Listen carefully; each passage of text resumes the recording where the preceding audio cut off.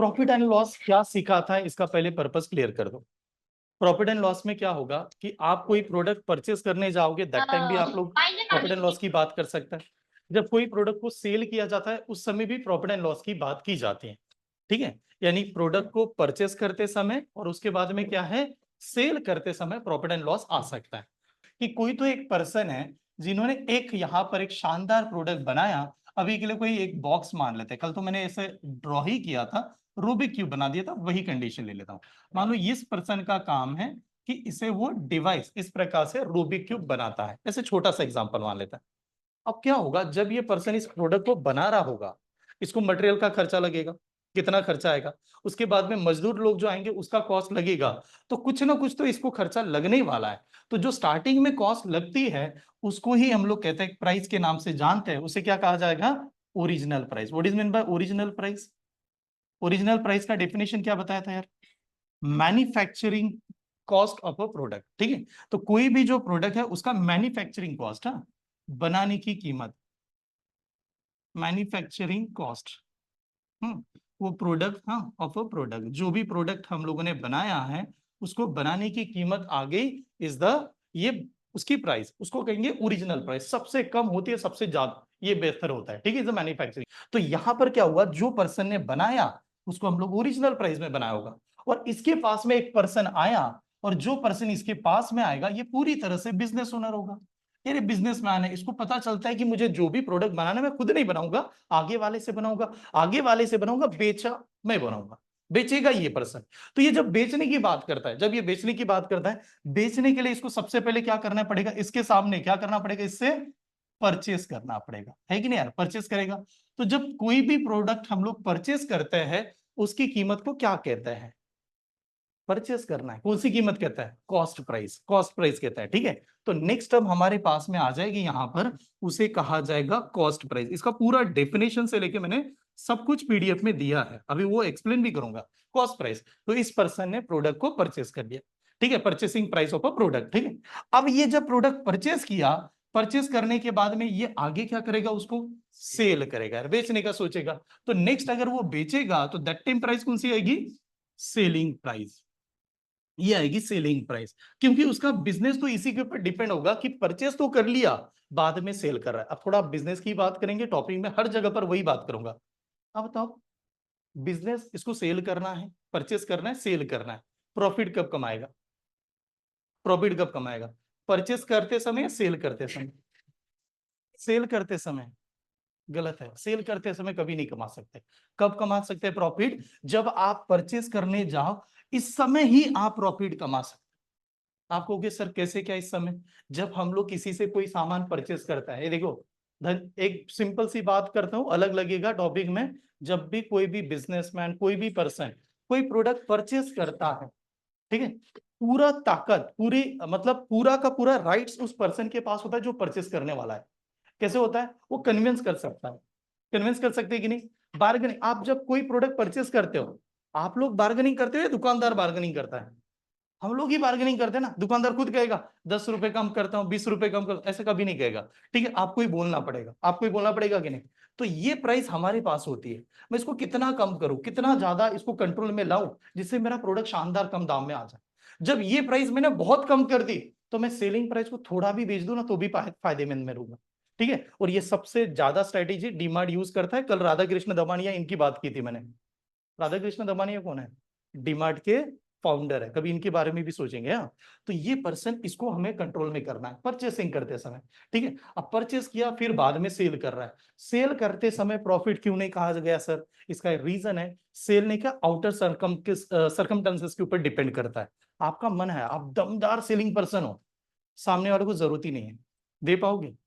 ठीक है, क्योंकि सेल पर्सन उसको बेहतर कहा जाता है जो गंजे को भी कंगी बेच के आ जाए, उसको सेल्स पर्सन कहते हैं। बहुत बढ़िया, कि जरूरत नहीं उसको चिपका के आ गया, ठीक है, लेकिन वो बहुत कम लोग होते हैं। नॉर्मली क्या होता है, नीड ही नहीं है तो आप नहीं बेच सकते, है कि नहीं। तो दे तीन चार टर्म्स है, जो तीन टर्म्स अभी तक हम लोगों ने समझे। तो बताइएगा, तीनों टर्म्स में सबसे ज्यादा कीमत किसकी होती है, तीनों टर्म्स में सबसे ज्यादा वैल्यू किसकी होगी प्राइस के हिसाब से, सेलिंग प्राइस। हमेशा इसका एक चार्ट होता है, सेलिंग प्राइस की वैल्यू हमेशा ज्यादा होनी चाहिए, उसके बाद में क्या होना चाहिए, कॉस्ट प्राइस, उसके बाद में कॉस्ट प्राइस, उसके बाद में क्या होगा, ओरिजिनल प्राइस। ये इन तीनों का आपस में सीक्वेंस है। अगर ये सीक्वेंस आपका गलत चला तो आप कभी भी बिजनेसमैन नहीं बन सकते, आप कभी भी कोई भी धंधा नहीं कर सकते सिंपल लैंग्वेज में। अगर आप ओरिजिनल प्राइस से थोड़ा ज्यादा आपको मिलेगा ही मिलेगा, ठीक है, क्योंकि कॉस्ट प्राइस तभी कहलाएगी क्योंकि आप मैन्युफैक्चर नहीं करना चाहते। जो आदमी मैन्युफैक्चर कर रहा है वो बेच नहीं सकता क्योंकि बिजी हो जाएगा।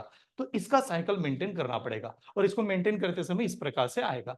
अब सीधी बात है, चलो सर ये तो आ गया, प्रॉफिट कब होगा? पर्सन चाहे तो प्रॉफिट में जाना चाहता है, बताओ प्रॉफिट कब होगा? हाँ, जब सेलिंग प्राइस की वैल्यू कॉस्ट प्राइस से ज्यादा, दैट टाइम प्रॉफिट। तो प्रॉफिट का नंबर कितना मिला सर? तो प्रॉफिट का नंबर आएगा सेलिंग प्राइस माइनस क्या, कॉस्ट प्राइस। तो दोनों का जो डिफरेंस होता है उसी को प्रॉफिट कहा जाता है, ठीक है ना, ये वाला। दूसरी कंडीशन, प्रॉफिट ही नहीं हो रहा है, तो प्रॉफिट नहीं हो रहा तो क्या करेंगे, लॉस में जाएंगे? नहीं, लॉस में नहीं जाना है। कौन सा? नो प्रॉफिट नो लॉस में जाएंगे। तो दूसरी कंडीशन यहां पर ही लगा देता हूं यार। हाँ, हम लोग कह रहे हैं नो प्रॉफिट नो लॉस में जाना है। बताओ नो प्रॉफिट नो लॉस में कब जाएंगे? जब दोनों की प्राइस यानी कॉस्ट प्राइस बरोबर क्या आ जाएगी, सेलिंग प्राइस। तो दैट टाइम आपको प्रॉफिट भी नहीं है लॉस भी नहीं है। अब होता है कि सर प्रॉफिट जो आएगा वो प्रॉफिट होता है हमेशा किस में, परसेंटेज में। प्रॉफिट किस में दिया जाएगा, परसेंटेज में, ये होगा। तो प्रॉफिट परसेंटेज निकालना है तो सीधी बात है कि प्रॉफिट तो हुआ ही होगा। अब प्रॉफिट होगा या लॉस होगा, कौन सी कीमत डिसाइड करते हैं, कौन सी प्राइस डिसाइड करती है, कॉस्ट प्राइस डिसाइड करती है। इस वजह से profit divided by cost price into क्या करेंगे, 100 यार, ऐसे परसेंटेज निकालेंगे प्रॉफिट परसेंट। तो बताओ प्रॉफिट का फॉर्मूला क्या था यार, selling price minus cost price divided by क्या आ गया, कॉस्ट प्राइस, और ये जो भी नंबर बना इनटू क्या करेंगे, 100। तो इस प्रकार से प्रॉफिट को और एक नाम से जानते हैं, बता सकता है कोई प्रॉफिट को क्या नाम से जानते हैं? और गेन भी कहता है, profit is also called as a gain. तो कभी कभार ऐसे भी वर्ड आएगा कि सर प्रॉफिट नहीं दिया, उसी को उन्होंने गेन भी कह दिया। तो गेन परसेंटेज, ये दोनों की वैल्यू एक समान ही होती है, प्रॉफिट एंड गेन। हाँ, नेक्स्ट होगा कि पर्सन को जब प्रॉफिट नहीं हो रहा है तो फिर लॉस परसेंटेज निकालने के लिए आएगा। तो बताओ लॉस परसेंटेज की वैल्यू कैसे निकालेंगे? लॉस होगा, कौन सी कीमत लॉस के ऊपर डिपेंड करती है, कॉस्ट प्राइस, और ये जो भी नंबर आएगा मल्टीप्लाई करेंगे 100 से। आगे आप इसको ही सिंप्लीफाई कर सकते हो, लॉस का मतलब था कॉस्ट प्राइस ज्यादा थी सेलिंग प्राइस से, डिवाइडेड बाय कॉस्ट प्राइस, और जो भी नंबर आया मल्टीप्लाई कर देंगे 100 से। तो इज द लॉस परसेंटेज। इतनी चीजें हैं जो पता होनी चाहिए। अब तीनों चारों टर्म्स को अगर हम लोग मिला दें, इन तीनों को देखते हैं, यहां तक लिखा सभी ने, सीक्वेंस के तौर पे चलते हैं। ओरिजिनल प्राइस सबसे कम हुआ, उसके बाद में कॉस्ट प्राइस है, उसके बाद में क्या था, सेलिंग प्राइस। तीन टर्म समझ लो, बाकी हम लोग आसानी से बना देंगे। देखो अब तीनों टर्म्स में कैसे हैंडल करना है, ऐसे मान लो इफ ओरिजिनल दे दिया है, ओरिजिनल अगर गिवन है, ओरिजिनल प्राइस की वैल्यू दी है, तो ओरिजिनल को हमेशा परसेंटेज में रखना है, कितना, 100। अगर ओरिजिनल दिया है तो ओरिजिनल की वैल्यू 100, क्योंकि ओरिजिनल के बैकएंड में नहीं जा सकते, ठीक है, बैकएंड में जाना मुश्किल है ना, कि वो मटेरियल लाया उसको भी कितनी कॉस्ट गई होगी इसको नहीं बता सकते, एकदम बैकएंड में नहीं जा सकते, थोड़ा बहुत जा सकते, उसके आगे नहीं जा नहीं सकते, ठीक है, यहां तक। तो ओरिजिनल की वैल्यू हमेशा 100%। सपोज ओरिजिनल नहीं दिया सर, तो ओरिजिनल नहीं गिवन है, ओरिजिनल नहीं गिवन है तो फिर क्या देगा वो आपको, ओरिजिनल 100 नहीं है, ओरिजिनल के बाद कौन सी प्राइस आती है, कॉस्ट प्राइस आती है। अगर ओरिजिनल गिवन है ओरिजिनल को 100, ओरिजिनल नहीं गिवन है तो कॉस्ट प्राइस की वैल्यू कितनी मानेंगे, 100। हाँ, कॉस्ट प्राइस हमेशा 100 अगर ओरिजिनल नहीं दिया है तो, ये स्टेप समझ में, ठीक है। अगर कॉस्ट प्राइस की वैल्यू 100 है और कोई पर्सन कहता है कि उसको प्रॉफिट हो जाता है, प्रॉफिट हो गया 20%, ध्यान से देखिए ये फॉर्मूला देखो कैसे बना रहा है। मैंने कहा ओरिजिनल नहीं दिया था, ओरिजिनल नहीं है तो कॉस्ट प्राइस को 100 माना, अगर कॉस्ट प्राइस 100 माना तो प्रॉफिट कितने का हुआ, 20%। अगर 20% का प्रॉफिट हुआ, सेलिंग प्राइस कितनी, प्रॉफिट कितने का हुआ, 20%। प्रॉफिट किसके ऊपर होता है, कॉस्ट प्राइस के ऊपर होता है, लॉस भी कॉस्ट प्राइस के ऊपर होता है। तो कॉस्ट प्राइस तो हमारी 100 ही है, प्रॉफिट कह रहा है 20%, तो सेलिंग प्राइस कितना, बेचने की कीमत कितनी, 120%। कितने की होगी, 120% होगी। तो हम लोग कहेंगे कि हमारी जो सेलिंग प्राइस होगी वो 120% हो जाएगी, और किसकी 120% होगी, कॉस्ट प्राइस की।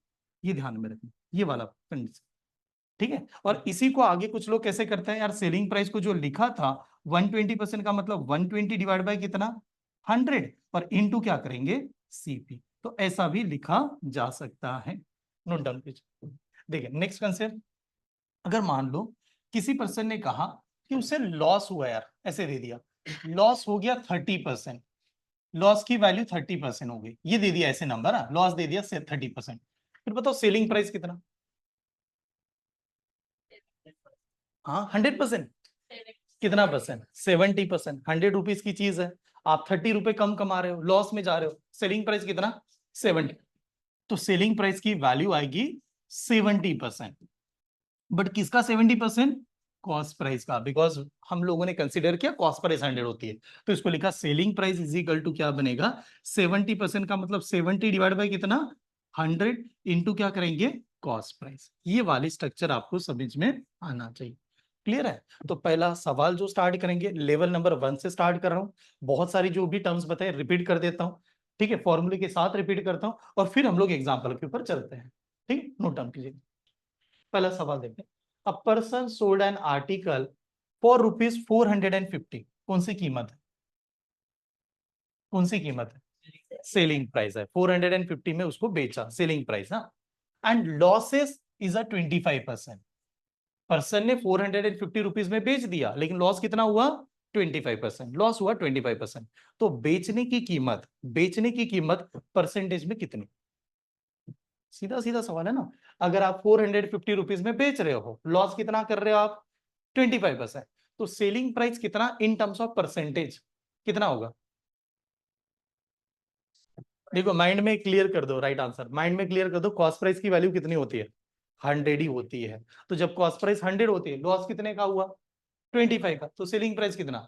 75। सेलिंग प्राइस कितना? 75। 75 की कीमत कितनी दी है?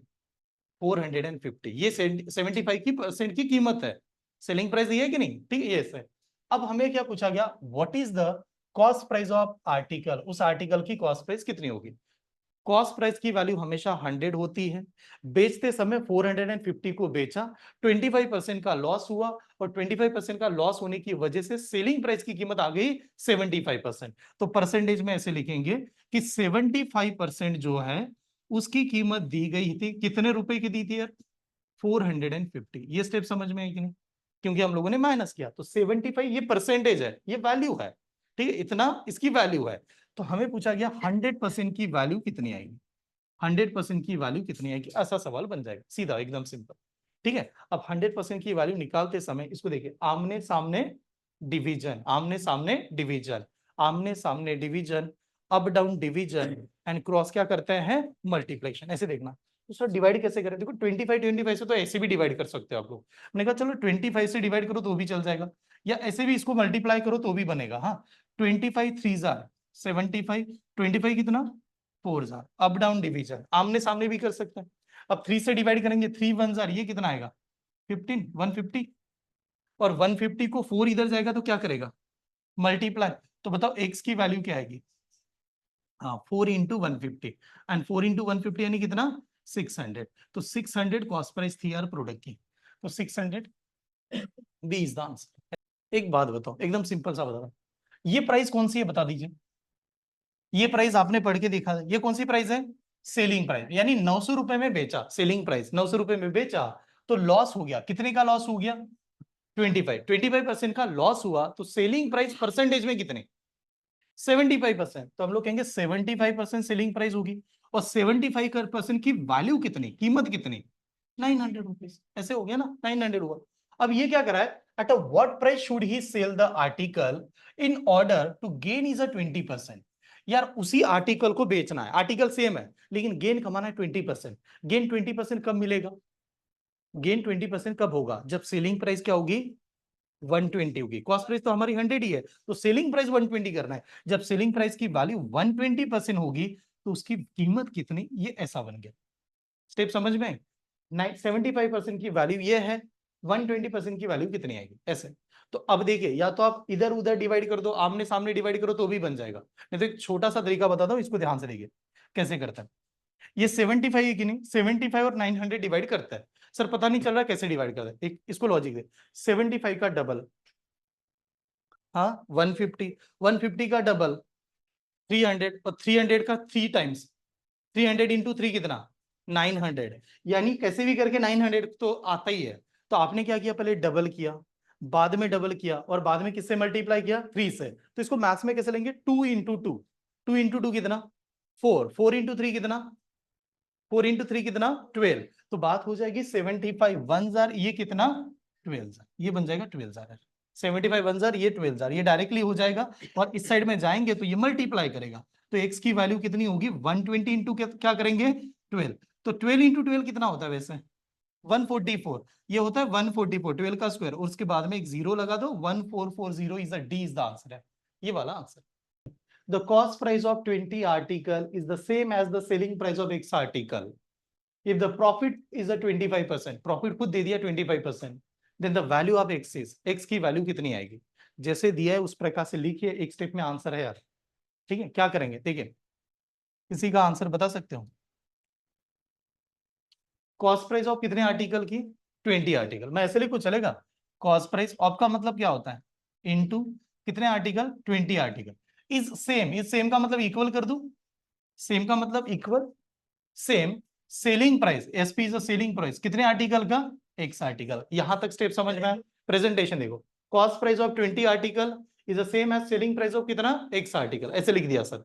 अब ये लिखने के बाद में आप एक बात बताओ, परसेंटेज में इसकी वैल्यू कितनी है 100, ये तो 100 होगा, और ये तो ऑलरेडी कितना दिया है 20 दिया, और हमें प्रॉफिट कितना दिया है, प्रॉफिट कितना दिया 25%। अगर ये 100 है और ये 100 है, प्रॉफिट क्या है 25%, तो बताओ सेलिंग प्राइस कितना 125, और इनटू क्या करेंगे एक्स, तो एक्स की वैल्यू चाहिए, और एक्स की वैल्यू निकालते समय आमने सामने डिवीजन करेंगे, 25 से डिवाइड करेंगे तो ये कितना 4000, ये कितना 5000, ठीक है, और 25 1000 ये कितना 4000, एंड 4 इंटू 4 कितना होता है 16, तो x की वैल्यू थी 16 इज ओनली आंसर। ठीक है, तो 16 वाले स्टूडेंट करेक्ट आएंगे, यानी कौन सा B is the answer. A man buy a pen at 10 for 3 rupees, एक मैन है जिसने क्या किया 10 पेन परचेस किए, और कितने रुपए में परचेस किए 3 रुपीज, ठीक है 3 रुपीज में 10 पेन परचेस किए, and sell 8 for 3 rupees, 8 pen को सेल कर दिया, लेकिन सेलिंग प्राइस कितनी है 3 रुपीज, परचेस की कीमत 3 रुपीज, सेलिंग की कीमत 3 रुपीज, यानी दोनों की कीमत तो सेम है। जब दोनों की कीमत सेम है तो मैं ऐसा लिख सकता हूं, सेलिंग प्राइस बरोबर क्या कॉस्ट प्राइस, या कॉस्ट प्राइस बरोबर सेलिंग प्राइस, लिख सकते कि नहीं? तो अब हम लोग अपने लैंग्वेज में कैसे लिखेंगे, हम लोगों ने जैसे पहला सवाल लिखा था वैसे, तो कॉस्ट प्राइस ऑफ कितने पेन की 10 pen, cost price of 10 pen is equal to selling price of कितना pen, selling price of 8 pen. ये स्टेप समझ में है कि नहीं बता दो यार, यहां तक समझ में आए, क्योंकि दोनों की वैल्यू सेम थी तो सेम लिख दिया। ठीक है, इसको आगे आप लोग और क्या कर सकते हैं, तो आप इसे ऐसे करोगे, कॉस्ट प्राइस ऑफ का मतलब into 10 is equal to selling price of का मतलब इंटू इंटू कितना 8, यहां तक आ गए। ठीक है, अब ये आने के बाद में हमें क्या पूछा गया, प्रॉफिट परसेंटेज बताओ, प्रॉफिट परसेंट बताओ, कॉस्ट प्राइस परसेंटेज में कितनी होती है, ये 100 होगा, ये तो ऑलरेडी कितना दिया है 10 दिया, सेलिंग प्राइस पता नहीं सर, एसपी लिखेंगे, इनटू कितना लिखेंगे 8, तो अब बात समझे, हाँ यहां से क्या मिलेगा सर, तो यहां से आपको किसकी वैल्यू मिलेगी सेलिंग प्राइस, सेलिंग प्राइस अगर 100 से ज्यादा है, जितना ज्यादा है उतना प्रॉफिट है, सेलिंग प्राइस अगर 100 से कम है, जितना कम है उतना लॉस है। बट इसने क्लियर बताया था कि इसमें क्या होगा, इस सवाल में प्रॉफिट ही होगा, अब प्रॉफिट होगा तो यानी सेलिंग प्राइस की वैल्यू 100 से तो ज्यादा ही होगी, ये तो गारंटी है, इसने तो दे दिया था।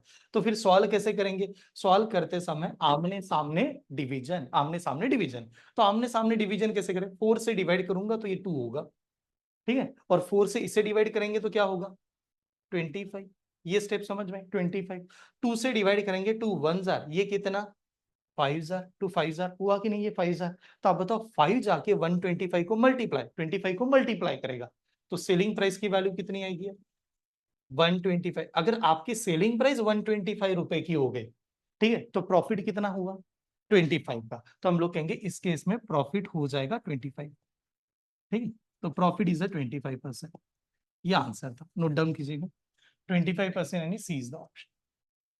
क्या लिखाएंगे इसमें, कितने, दोनों की वैल्यू सेम है कि नहीं, तो ऐसे लिखेंगे कितना परचेस किया 6, तो ऐसे कहेंगे 6 कॉस्ट प्राइस ऑफ कितना 6 is equal to selling price of कितना पता नहीं x, ऐसे लिखा, ये स्टेप समझ में आई सभी को, cost price of 6 is equal to selling price of x, पहली वाली मेथड। हाँ, तो बताओ कॉस्ट प्राइस की वैल्यू कितनी होती है 100, यहां पर कीमत क्या आएगा, 6 ही आएगा। एसपी की वैल्यू कितना आपका प्रॉफिट है, 20, तो एसपी कितना हुआ 120, ये बन गया 120।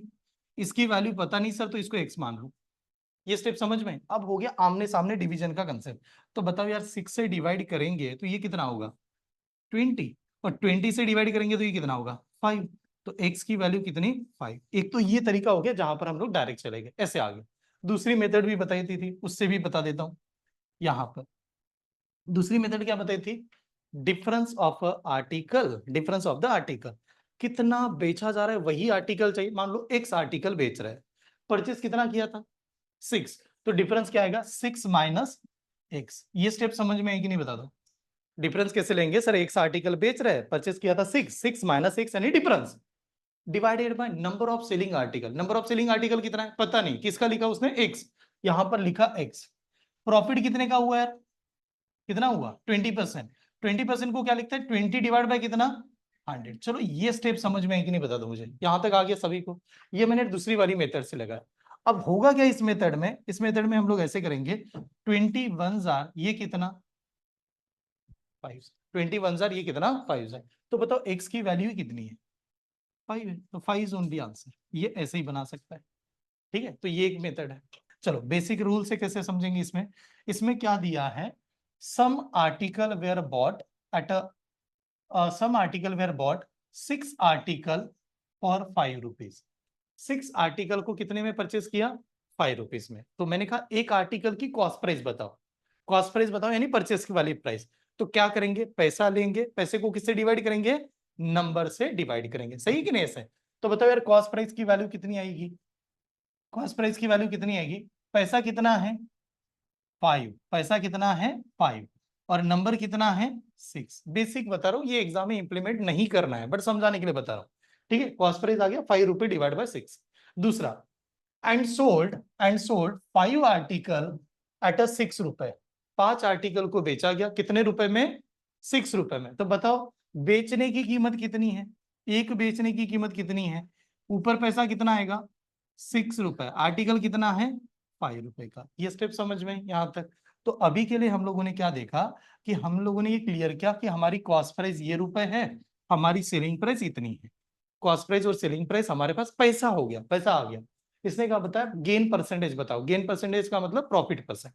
तो प्रॉफिट परसेंट कैसे निकालते हैं, पहले profit divide by cost price into 100। तो प्रॉफिट निकालने के लिए हम लोग कहेंगे selling price minus cost price. तो ऐसे करेंगे यार 6/5 माइनस 5/6, ये स्टेप समझ में। ये हुआ profit divided by cost price. Cost price की वैल्यू बताइएगा यार, कॉस्ट प्राइस की वैल्यू कितनी है 5/6, ये हुआ। और ये जो भी नंबर आएगा उसको मल्टीप्लाई किससे करते हैं 100 से। मैं ये जानबूझ के लिए बता देना चाहता हूँ, कभी कभार क्या होगा सर लॉजिक ही नहीं लगा था, तो मुझे कम से कम बेसिक बताओ। और बेसिक का बताओ, आप क्या कर रहे हो ना, जब मैंने वो 20 चॉकलेट 10 चॉकलेट 200 रुपीज बताया, हर आदमी को समझ में आ रहा था कि क्या चल रहा है, हर पर्सन को। लेकिन जब 5 रुपए 6 चॉकलेट ऐसे बताते तो लोग कंफ्यूजन में पड़ जाते हैं, 6 को 5 से डिवाइड करो या 5 को 6 से डिवाइड करो। इस वजह से छोटे छोटे नॉलेज होना बहुत जरूरी है। तो यहां तक आ गए। अब यहां पर बनाने के बाद में अब कैलकुलेशन कैसे किया जाता है बताओ। ये 6 इधर जाएगा तो क्या करेगा मल्टीप्लाई, और ये इधर जाएगा तो क्या करेगा मल्टीप्लाई। तो 6 × 6 कितना 36, ऐसे लिखता हूँ 6 × 6 36 माइनस 5 × 5 कितना 25, यहां तक। और बाद में ये दोनों आपस में क्या करते हैं मल्टीप्लाई, है ये ऐसा रूल है। तो बताओ 5 × 6 कितना 30, तो ये नंबर ऐसे बन जाएगा। ये क्लियर हुआ।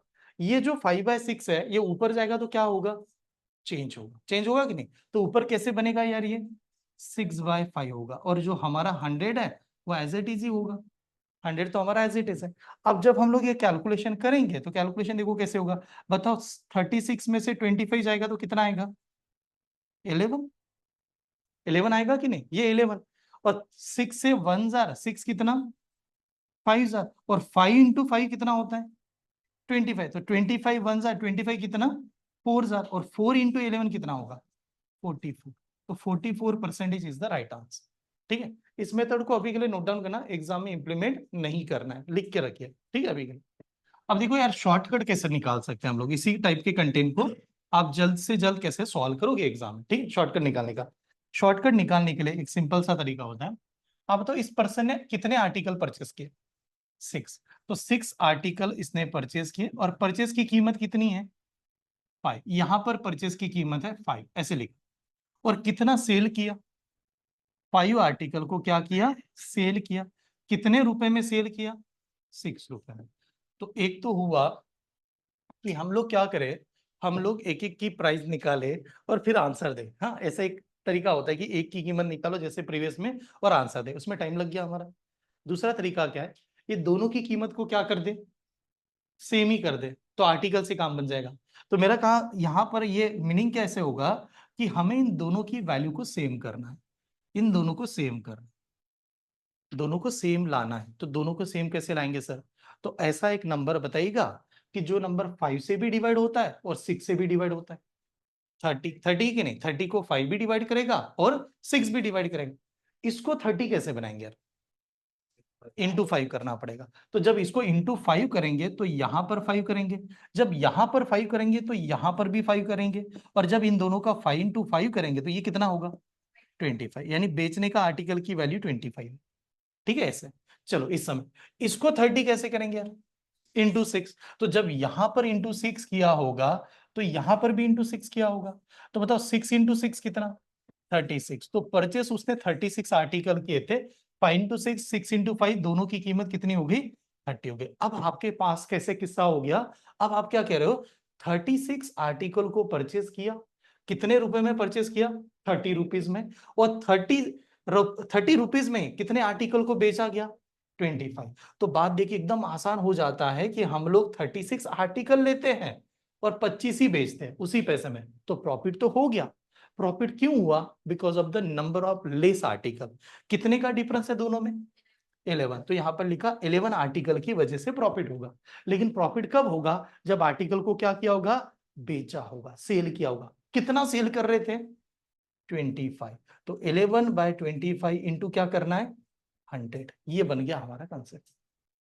समझ में आ रहा है, ये वाला कंसेप्ट क्या है, प्राइस को सेम कर दो, प्राइस को सेम करो। जब दोनों की कीमत सेम होती है, कितने कम बेच रहे उसके ऊपर फायदा होता है, ठीक है ऐसे। चलो तो लगाइएगा, इसका आंसर क्या आएगा, कैसे आंसर निकालेंगे, 25 वन जार 25 कितना, 4 जार, एंड 4 इंटू 11 कितना होता है, 44। तो 44 इज द ओनली आंसर, ठीक है। तो 44 यानी डी आंसर।